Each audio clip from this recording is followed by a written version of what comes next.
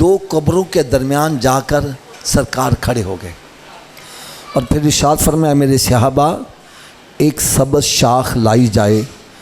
उन्होंने पेश कर दी। सरकार सल्लल्लाहु अलैहि वसल्लम ने उसको 20 में से चीरा, एक शाख एक कब्र पर, दूसरी कब्र पर रख दी। सहाबाए कराम अलैहिम रिदवान अर्ज़ करने लगे, या रसूल अल्लाह सल्लल्लाहु अलैहि वसल्लम, यहाँ रुकने में क्या हिकमत है?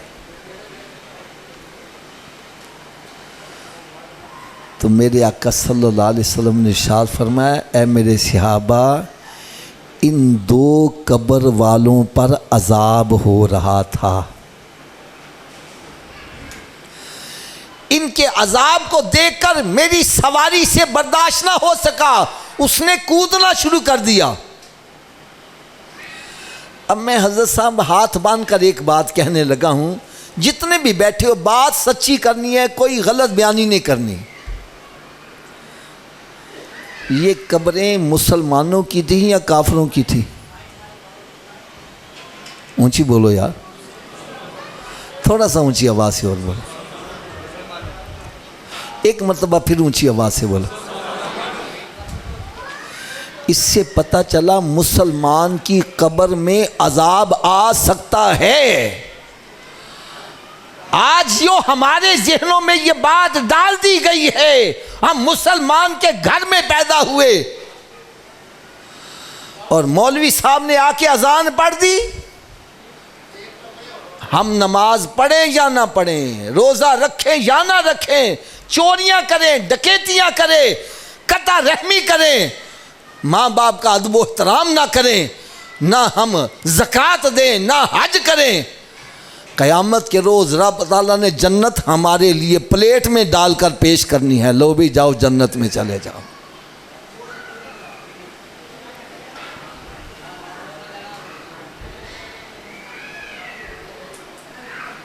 खुदारा ये सोच अपने ज़हन से निकालो।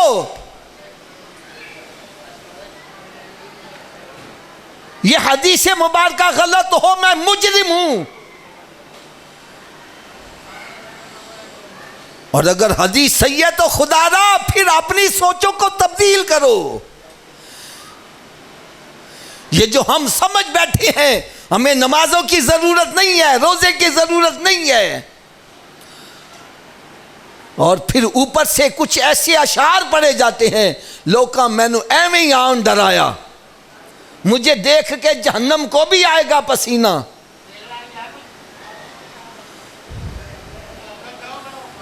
भाई देखो मेरी बात सुनो, मेरे नज़दीक सरकार सल्लल्लाहु अलैहि वसल्लम की उम्मत में सबसे बड़े आशिक़ रसूल हज़रत सैयदना अबू बकर सिद्दीक़ रज़ी अल्लाह ताला। मुझे तमाम उलमाए किराम से मैं अर्ज़ करूँगा, मुझे कोई ज़ईफ़ हदीस ही दिखा दें कि हज़रत अबू बकर सिद्दीक़ रज़ी अल्लाह ने फरमाया हो कि मुझे देख के जहन्नम को भी आएगा पसीना।